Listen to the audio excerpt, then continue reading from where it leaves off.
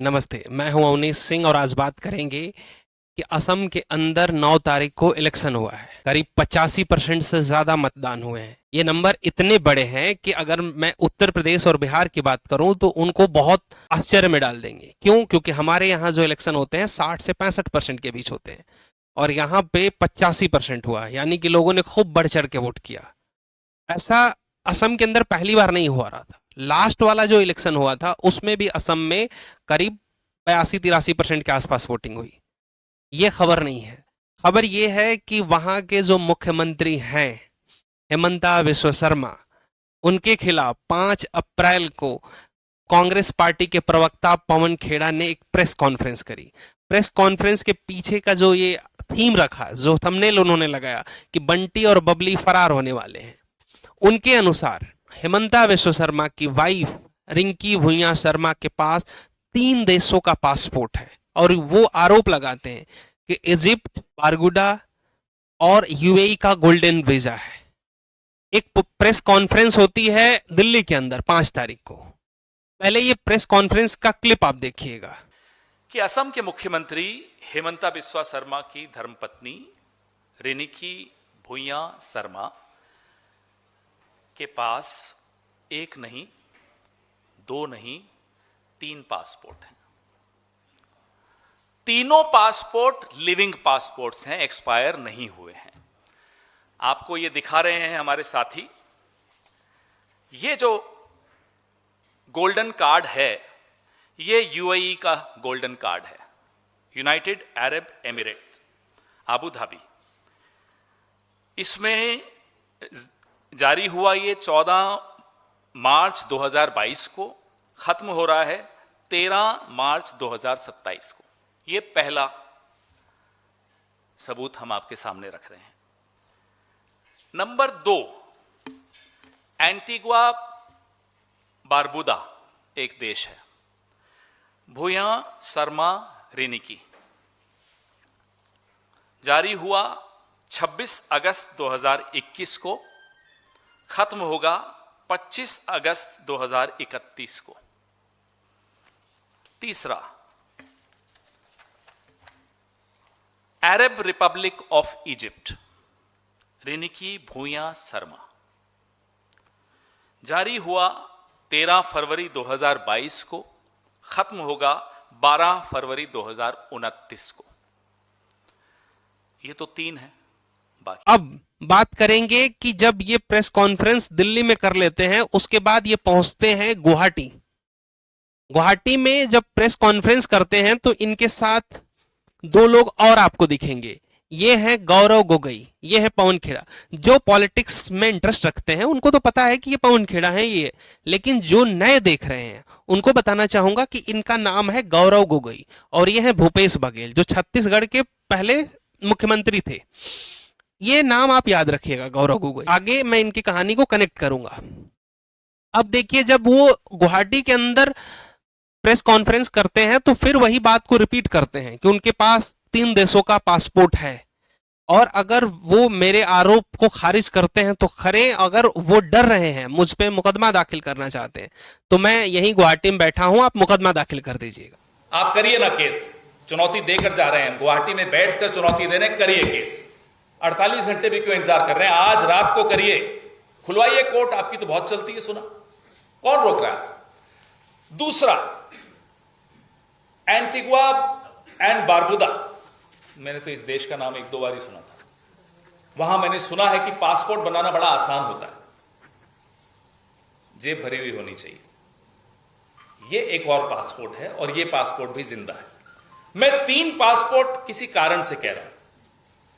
मैं ये मानना चाहता हूं, हम सब ये मानना चाहते हैं कि हिंदुस्तान का भी पासपोर्ट होगा उनके पास। अगर है तो साहब, हिंदुस्तान दोहरी नागरिकता को गैर कानूनी मानता है। Dual citizenship is illegal in India as per law, as per Indian law. तो आप बताइए कि आप इंडियन नेशनल हैं या नहीं है रिंकी जी? अगर हैं तो आपके पास 3 पासपोर्ट हैं, और अगर आप नहीं हैं, बहुत बढ़िया, फिर आपके पास 2 ही पासपोर्ट होंगे। और उसके बाद क्या होता है कि हेमंता विश्व शर्मा ने जो भाषा का इस्तेमाल किया उनके पास जब ये बात पहुंची तो वो कहते हैं कि मैं पवन खेड़ा का पेड़ा बना दूंगा, और भी बहुत सारी बातें कहते हैं। वो पहले आप सुनिए। मेरा चुनाव जीतने के लिए ये सब नहीं सही है, लेकिन कांग्रेस का लोग फालतू है, अकल नहीं। राहुल गांधी भी पागल है, ये पवन खेड़ा उससे भी ज्यादा पागल है। अब लीगल एक्शन भी लिया है। लीगल एक्शन तो चलेगा ही, लेकिन और एक एक्शन में लेने जा रहा हूँ, बाद में बताऊंगा। पवन खेड़ा को मैं पवन पेड़ा बना दूंगा, थोड़ा दिन इंतजार। इस बार तो पवन खेड़ा एक गंदू आदमी है, तो इसका दिमाग में था कि असम में बुर्बक लोग रहते हैं, फालतू बात करेगा। और मेरा लगता है राहुल गांधी भी साथ है, वो जल्दी जल्दी जेल जाए। कांग्रेस बहुत तौलत। उसके बाद क्या होता है, 24 घंटे के अंदर हेमंता विश्व शर्मा की पुलिस, अब ध्यान से सुनिएगा, वहां पे आचार संहिता लगा हुआ है। 3 दिन के बाद वहां पे वोटिंग होनी है, यानी कि पूरी की पूरी पुलिस फोर्स चुनाव आयोग के कंट्रोल में है। लेकिन एक मुख्यमंत्री के ऊपर जब आरोप लगता है तो वहां की पुलिस निकल पड़ती है पवन खेड़ा को गिरफ्तार करने के लिए दिल्ली। आप ये हेडलाइन देखेंगे। लेकिन जब दिल्ली में पहुंचती है असम की पुलिस तो पवन खेड़ा वहां नहीं मिलते हैं उनको, और हेमंता विश्व शर्मा कहते हैं कि वो पाताल में भी होंगे तो हम उनको खोज निकालेंगे। अलग अलग मीडिया संस्थान और अलग अलग पॉलिटिकल एक्सपर्ट ये कहने लगे कि पवन खेड़ा दिल्ली नहीं, वो इस समय तेलंगाना राज्य की राजधानी हैदराबाद में है। उसके पीछे का कारण 2 है कि तेलंगाना में उनका ससुराल है और वहां पे कांग्रेस की सरकार है। तो कांग्रेस शासित प्रदेशों के अंदर असम की पुलिस पहुंच के और कांग्रेस पार्टी के प्रवक्ता को उठा ले, ऐसा संभव नहीं है। और ऐसा ही हुआ जब ये बयानबाजी करने लगे। इन्होंने कहा कि मैं पवन खेड़ा का पेड़ा बना दूंगा। जब इनसे ये सवाल पूछा जाता है कि आपकी जो पत्नी है, ये इनकी पत्नी है रिंकी भुइयां शर्मा, और पवन खेड़ा ने आरोप लगाया कि इनकी प्रॉपर्टी दुबई के अंदर भी है। यूनाइटेड स्टेट ऑफ अमेरिका के अंदर एक स्टेट है जिसका नाम है व्योमिंग स्टेट, वहां पे इनकी प्रॉपर्टी है जिसमें 52,000 करोड़ रुपए होने की संभावना है। ये दोनों लोग वहां पे होटल का व्यापार शुरू करने वाले हैं। तो सिंपल सा जब रिंकी भुइयां शर्मा से जब सवाल पूछा जाता है कि आप पे आरोप लगे हैं, आप इसका जवाब दीजिए। अब इनसे ये पूछा गया कि आप पे जब आरोप लगे हैं तो आप अपना पक्ष रखिए, आप जवाब दीजिए कि जो आरोप पवन खेड़ा लगा रहे हैं वो गलत है या उसमें क्या सच्चाई है। तो उनसे जब सवाल पूछती है मीडिया, ये लल्लन टॉप के पत्रकार हैं सिद्धांत मोहन, इन्होंने जब इनसे सवाल पूछा कि आपके पास 3 पासपोर्ट हैं क्या, तो उन्होंने कहा कि मैं पॉलिटिकल सवालों के जवाब नहीं देती और ये लोग कुत्तों की तरह मुझ पे आरोप लगा रहे हैं, भौंक रहे हैं। अब ये टाइटल भी देखिए, पागल कुत्ता सवाल, क्या क्या ऐसा बोल रहे थे। साथ सिद्धांत मोहन ने इलेक्शन वाले दिन पवन खेड़ा से भी सवाल पूछा, वो भी वीडियो आपको दिखाऊंगा। पहले आप ये वाला वीडियो देखिए। भारत के अलावा किसी देश का गोल्डन वीजा या पासपोर्ट नहीं है। मैं आपको एक चीज़ पूछूं, आप भारतीय नागरिक हो? ऑब्वियसली आपको ड्यूअल पासपोर्ट है आपके पास? नहीं है। तो दुबई में संपत्ति, व्योमिंग में कंपनीज, आपके फेक पासपोर्ट्स और 52,000 करोड़ की संपत्ति। इट इज शर्मा और SHARMA। सही स्पेलिंग क्या है, इसको लेकर दोनों पार्टियों के बीच में फजीहत हुई पड़ी है और फोकस में आप हैं मैम। इस पे रिंकी भुइयां शर्मा का क्या कहना है, प्लीज मैम? मैं एक चीज़ बोलती हूँ, I am not a politician, so मैं पॉलिटिकल कमेंट नहीं देती हूँ। ये चाय का बागान देख रहे हो, इस चाय के बागान में रिंकी जी का जमीन कटी हुई है, उन्होंने जमीन हथियाई हुई है, हिमंता जी ने जमीन हथिया के रिंकी के नाम कर दी है। बार बार ये आपके ऊपर ये कब्जे का आरोप पूरे असम के चाय बागानों पे क्यों लगाया जा रहा है, आपके पॉलिटिकल अपोनेंट्स द्वारा भी और आपके पार्टी के कुछ नेताओं द्वारा भी? Please ma'am. अगर जो बोले, अगर हम लोग का है this is completely fake, proof करे ना। चाय बागानी किसान भी बोले, मैंने कुछ किसानों से बात की तो उन्होंने कहा जोरहाट में किसान बोल रहे हैं कि यहाँ पे रिंकी मैडम ने जमीन ले ली, मामी ने जमीन ले ली, वो ये कह रहे हैं। दुबई में संपत्ति, व्योमिंग में कंपनीज, आपके फेक पासपोर्ट्स और 52,000 करोड़ की संपत्ति। इस पे रिंकी भुइयां शर्मा का क्या कहना है, प्लीज मैम? कांग्रेस का जब ऊपर से नीचे तक जो पागल कुत्ता ने काटा, तो यहाँ वहाँ दौड़ने के सिवा वो जो करता है पागल कुत्ता, वो लोग वही कर रहा है। अब आते हैं गौरव गोगोई के ऊपर। आपको मैंने कहा था कि गुवाहाटी में जो प्रेस कॉन्फ्रेंस हुई थी उसमें ये चेहरा मैंने आपको दिखाया था, और साथ ही साथ आप इनको भी देखिए, ये है तरुण गोगोई, ये इनके पापा हैं। यानी कि 2001 से 2016 तक 15 सालों तक ये असम के मुख्यमंत्री थे। उसके बाद ये इनके बेटे, अभी ये नहीं है, 2021 के आसपास इनकी डेथ हो चुकी थी। कहानी यहीं से शुरू होती है। जो हिमंता विश्व शर्मा है वो पहले कांग्रेस पार्टी में थे और कांग्रेस पार्टी में दो बड़े मंत्री का पोर्टफोलियो उन्होंने संभाला, स्वास्थ्य मंत्री का और शिक्षा मंत्री का। यानी कि तरुण गोगोई के बाद, इनके बाद पूरा का पूरा कांग्रेस पार्टी और पूरे प्रदेश के लोगों को यह अनुमान था कि अब अगले मुख्यमंत्री होंगे हिमंता विश्व शर्मा। क्यों? क्योंकि अब ये इनकी उम्र हो चुकी थी, अब ये पॉलिटिकल रूप से संन्यास लेने वाले थे। लेकिन होता क्या है कि 2016 में असम के अंदर विधानसभा चुनाव होने वाले थे।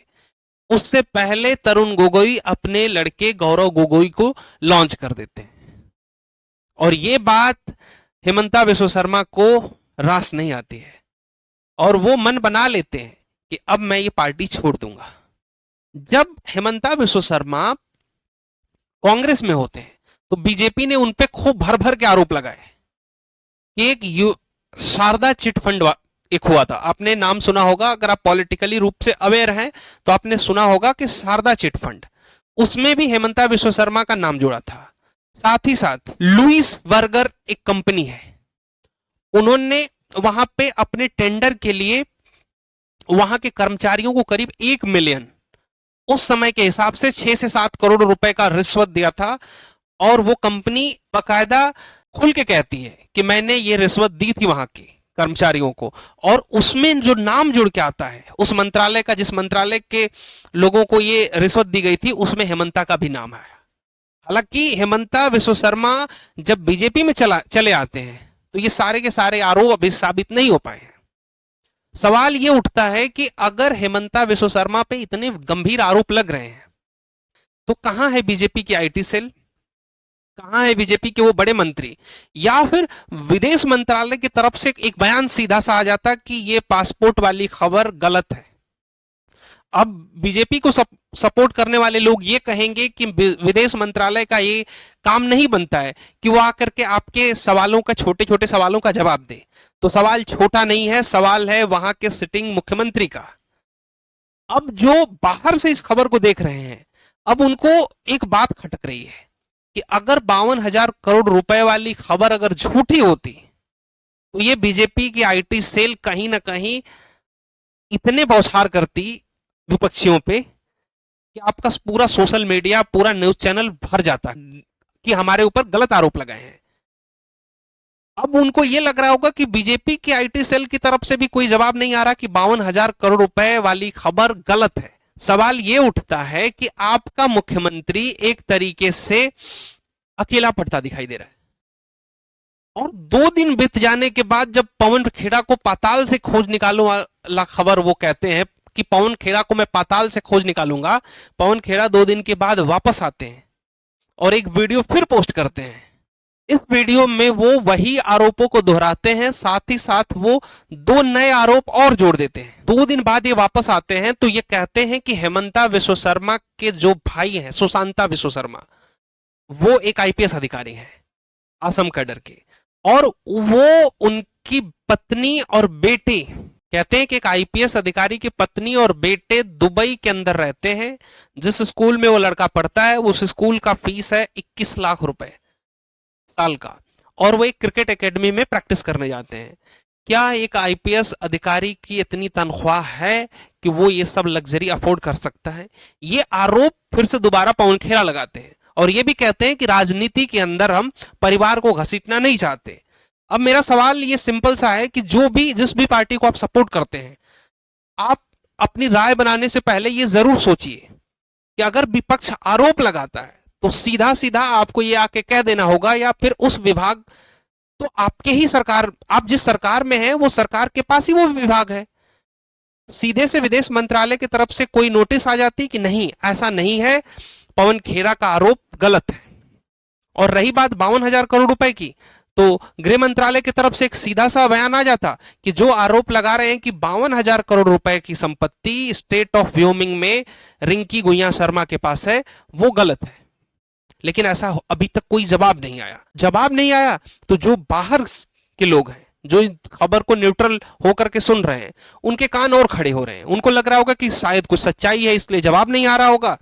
और जो समर्थन वाले लोग हैं बीजेपी के, उनको लग रहा होगा कि ये चुनाव जीतने के लिए बस ये हिट एंड रन करने वाला मामला है, कि ऐसा बयानबाजी कर दो कि लोगों को लगे कि ये तो एकदम करप्ट है और वोट तुरंत शिफ्ट हो जाए। अब अपनी राय बनाने से पहले आप ये देखिए कि फिर सिद्धांत मोहन पहुंचते हैं इलेक्शन वाले दिन हेमंता विश्व शर्मा के ऊपर, और जो आरोप लगे हैं उस आरोप के बाद हेमंता का पूरा फोकस पवन खेड़ा का जवाब देने में है कि पवन खेड़ा जहां कहीं पे भी होंगे हम उनको खोज निकालेंगे और अपना बदला लेंगे। जब सिद्धांत मोहन ने सवाल पूछा कि आप जिस तरीके के भाषा का इस्तेमाल कर रहे हैं वो अनपार्लियामेंट्री है, तो ये कहते हैं कि लल्लन टॉप की भी भाषा अनपार्लियामेंट्री है। फिर थोड़ी सी नोकझोंक होती है दोनों के बीच, यानी कि हेमंता कहते हैं कि मैंने आपको बुलाया नहीं। पहले ये वीडियो देखिए। आपकी लैंग्वेज, सीएम हेमंता बिस्वा शर्मा की लैंग्वेज अनपार्लियामेंट्री हुई क्योंकि आपने पेल दूंगा ये सब चीजें कही। मेरा लैंग्वेज लालन टॉप से हमेशा अच्छा होता नहीं सर, लल्लन टॉप की लैंग्वेज को, लल्लन टॉप को आपसे सर्टिफिकेट नहीं चाहिए सर। नहीं सर, आपसे सर्टिफिकेट नहीं तो सर सवाल तो क्यों आप सवाल पूछते हैं? आप मुझे से अपॉइंटमेंट लिया नहीं, आप ऐसा मत करो। मैं आपको कोई प्रेस वार्ता में बुलाया नहीं हूँ। आप क्यों मुझे क्वेश्चन पूछे? मैं आपसे बात करना नहीं चाहता हूँ। क्या एक पत्रकार के सवालों से इस तरीके से तिलमिला गए हेमंता? सवाल ये नहीं है। सवाल है कि अगर जो आरोप लगे हैं, अगर वो सही जगह पे कांग्रेस पार्टी ने हिट किया है, तब जाकर के इस तरीके की तिलमिलाहट इनके अंदर हुई है। ऐसा मैं नहीं, ऐसा पॉलिटिकल एक्सपर्ट कह रहे हैं कि शायद कांग्रेस पार्टी ने इस बार सही जगह पे निशाना लगाया। मेरे पीछे एक फोटो देख रहे होंगे आप। आपने बहुत बार एक बात सुना होगा कि बीजेपी की आईटी सेल। तो आईटी सेल के जो सबसे प्रमुख हैं, जो चीफ हैं, वो यही है अमित मालविया। अगर हेमंता विश्व शर्मा के ऊपर आरोप लगे हैं तो ये इनकी टीम अब तक तो टूट पड़ती है। इनके सोशल मीडिया के बहुत सारे पेड इन्फ्लुएंसर ऐसे हैं कि जो अब तक इतना वीडियो बना चुके होते और कांग्रेस पार्टी बेबुनियाद आरोप लगा रही होती, लेकिन इनके तरफ से भी अभी कुछ आपको दिख नहीं रहा होगा सोशल मीडिया पे। यानी कि हेमंता एक तरीके से अकेले पड़ गए हैं। कई एक्सपर्ट तो ये कह रहे हैं कि जो डॉक्यूमेंट पवन खेड़ा प्रस्तुत कर रहे हैं वो बीजेपी के अंदर खाने से ही उनको मिली है। और बीजेपी के लिए हेमंता इतने जरूरी क्यों हैं, तो आपको एक कहानी बता दूं कि आप ये मैप देखिए। इस मैप में जो ये 7 स्टेट हैं इधर नॉर्थ ईस्ट वाले, वो सब स्टेट के अंदर हेमंता का बहुत अच्छा पकड़ है, इन्फ्लुएंस है, प्रभाव है। नहीं तो बीजेपी इतने बैकफुट पे नहीं जाती है। उसके अब तक कैबिनेट के मंत्री निकल के आ चुके होते हैं।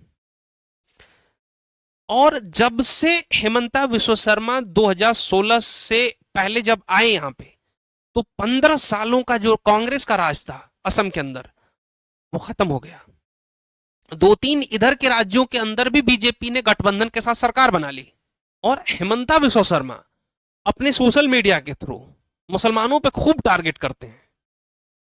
उन्होंने तो कहा कि अपने इंटरव्यू में कहा कि मियां मुस्लिम हमें किडनी दे देंगे लेकिन वोट नहीं देंगे।